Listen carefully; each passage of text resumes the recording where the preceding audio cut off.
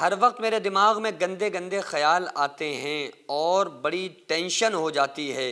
میں کیا کروں؟ بہت کوشش کرتا ہوں یہ خیال نہ آئیں، درود بھی پڑھتا ہوں، لیکن پھر بھی یہ خیال آتے رہتے ہیں۔ دیکھو، بعض لوگوں کو تو بڑے گندے گندے خیال آتے ہیں اور بعض لوگوں کو بڑے منحوس خیال بھی آتے ہیں۔ بعض لوگ تو ایسے ہوتے ہیں جن کو اللہ اور رسول کے بارے میں غلط غلط خیال آنا شروع ہو جاتے ہیں۔ بعض ایسے ہوتے ہیں جنہیں گندے گندے ہر وقت خیال آ رہے ہوتے ہیں، ہر وقت وہ انہیں گندی چیزیں نظر آ رہی ہوتی ہیں۔ تو اس تعلق سے وہ بندہ جس کو گندے خیال آ رہے ہیں نا، یا تو وہ بندہ بہت نیک ہے، یا تو اس بندے کے اوپر اللہ تبارک و تعالیٰ احسان کرنے والا ہے، وہ بندہ بڑا خوش قسمت ہے، یا پھر وہ بندہ بڑا بدقسمت ہے۔ یہ دو چیزوں میں سے ایک چیز ہو سکتی ہے۔ اب یہ سمجھنا پڑے گا کہ یہ خیالات کس کیٹیگری کے لوگوں کو آ رہے ہیں۔ اس پر میں کمپلیٹلی بیان کر چکا ہوں اور بتا چکا ہوں، لیکن آج میں اور شارٹ میں انشاءاللہ تعالیٰ اس مسئلے کو کلیئر کرتا ہوں کہ جو خیالات آتے ہیں نا، اس کے تعلق سے آقا علیہ السلام نے ارشاد فرمایا، مشکاۃ شریف کے اندر حدیث موجود ہے، آقا علیہ السلام نے ارشاد فرمایا کہ ان قریب شیطان تمہیں بہکائے گا اور تمہارے دل و دماغ میں وسوسے پیدا کرے گا، اور وہ یہ کہے گا ہاں کذا وہاں کذا۔ یہ الفاظ ہیں حدیث کے کہ یہ زمین اور آسمان اور یہ دنیا اللہ نے بنائی۔ جب سب کچھ اللہ نے بنایا تو پھر شیطان تمہارے دل میں وسوسہ ڈالے گا، پھر اللہ کو کس نے بنایا؟ جب سب کچھ اللہ نے بنایا، یہ بھی اللہ نے بنایا، وہ بھی اللہ نے بنایا، پھر اللہ کو کس نے بنایا؟ تو آقا علیہ السلام نے ارشاد فرمایا کہ جب ایسا خیال آئے نا تو تم پڑھنا اعوذ باللہ من الشیطان الرجیم، یعنی پناہ مانگتا ہوں میں اللہ کی شیطان مردود سے۔ آقا علیہ السلام نے ارشاد فرمایا شیطان تمہارے دلوں پر گھٹنے ٹیکے ہوئے بیٹھا ہے۔ جب کوئی بندہ عمل کرتا ہے، جب کوئی بندہ نیک کام کرتا ہے، جب کوئی بندہ اللہ کا ذکر کرتا ہے، تو وہ شیطان گھٹنے ہٹا لیتا ہے، اور جیسے ہی وہ بندہ ذکر کرنا بند کر دیتا ہے تو وہ پھر سے اپنے گھٹنے اس کے دل پر رکھ لیتا ہے۔ تو ہر وقت شیطان جو ہے انسان کے دلوں کے اوپر گھٹنے ٹیکے ہوئے بیٹھا ہے۔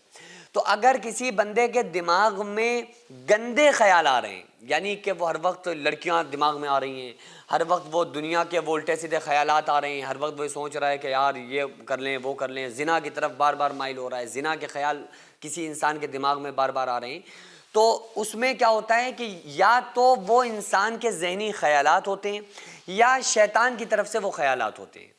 تو عام طور پر کیا ہوتا ہے کہ جیسا انسان سوچتا ہے، جیسے انسان کے تھاٹس ہوتے ہیں، جیسے انسان کی تھنکنگ ہوتی ہے، اس کے حساب سے پھر اس کو خیال آنا شروع ہوتے ہیں۔ اور ظاہر ہے شیطان بھی، آقا علیہ السلام نے ارشاد فرمایا شیطان تمہارے دلوں پر گھٹنے ٹیکے ہوئے بیٹھا ہے، تو شیطان بھی وسوسے پیدا کرتا ہے، لیکن شیطان صرف رائے دیتا ہے کہ گناہ کر لو، لیکن وہ چل کے نہیں آتا، وہ زبردستی گناہ نہیں کرواتا ہے۔ شیطان کتنی بھی پابندی لگا دینا آپ کے اوپر کہ بھائی ایسا نہ کرو ویسا نہ کرو، لیکن اگر آپ اپنے آپ میں کنفرم ہو جائیں اور آپ اپنے آپ میں کہیں کہ نہیں ہمیں یہ کام کرنا ہے، تو شیطان کیا، شیطان کا باپ بھی آپ کو نہیں روک سکتا۔